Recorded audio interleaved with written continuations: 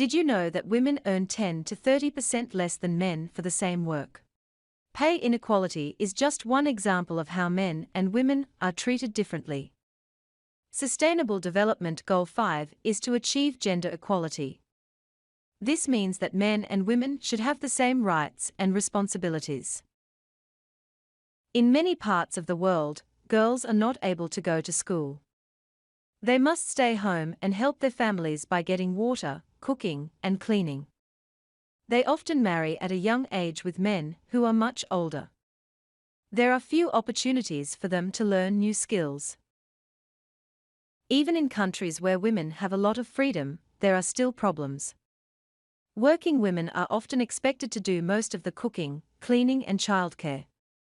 They also experience harassment at work and in society. Very few women work in the top positions in government and business. In the past, young women were also discouraged from studying subjects like science and engineering. It will take a lot of work to create a world where men and women are equal, but it is a very important goal for all societies.